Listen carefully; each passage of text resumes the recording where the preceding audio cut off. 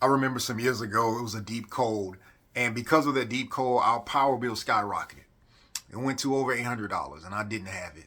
I was working 3 jobs at the time, and for whatever reason, I just couldn't get the money up. But what I didn't want to do was ask anybody. Now, at the time, I've been dealing with my own issues of distrust and not asking people. But the real reason I wasn't asking people was because what I perceived as manhood was always being able to figure hard things out on my own. I didn't grow up with a dad. And because of that, what I also understood was there was wisdom that I lacked. Now, I don't know how, but there was an elder at our church who got wind of this, and he pulled me aside. And remember, I'm in my mid-20s, and he pulled me aside and he was like, hey, man, you got to drop some of that pride and you got to ask for what you need. And it never even dawned on me to really have somebody else help me as an option. And I can remember going, I can ask for help. The church took care of me. It was no problem. But I can remember that first time of having that thought, did I fail as a man? I couldn't pay this. Shouldn't I have been prepared?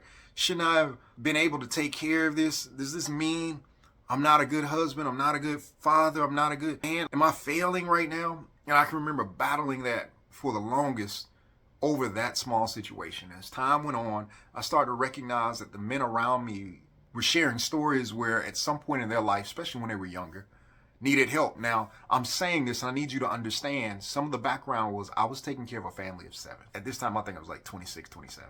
I had 6 kids and a wife. And I was trying to figure it out.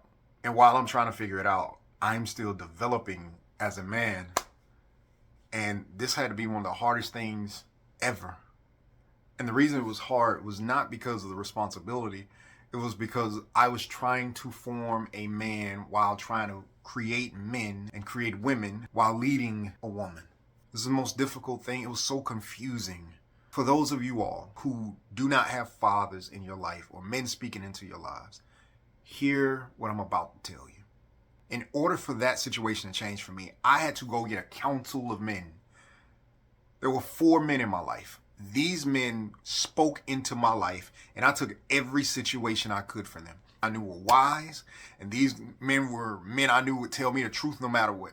Now, they were also men who, in some form or fashion, had been in my shoes at one point. They were successful in their marriage. They were successful as far as raising kids. It doesn't mean they didn't make mistakes, but at some way, some point, they were willing to pour into me, and I had to cultivate a relationship with them. What I'm telling you right now is go develop your counsel. I started bringing tough decisions to them. And I've even had some people in my family was like, you're not a man. You got to bring your decisions to other men. And I was like, yes, I do, because I needed guidance. I needed growth. And I needed an opportunity to bounce thoughts off somebody else besides myself. I didn't want to be my own echo chamber. With that said, guys, if you're by yourself, if you feel like nobody is there, you have to go cultivate those relationships. Local church, local clubs, look for guy groups online, especially young dudes, man. We need people. I still got people like that. 20 something years later, I still got people like that. If we gonna make it in this world, we gotta have somebody to help us through it. All right? Hey fellas, remember that the goal is growth. Growth happens in the journey. Enjoy it.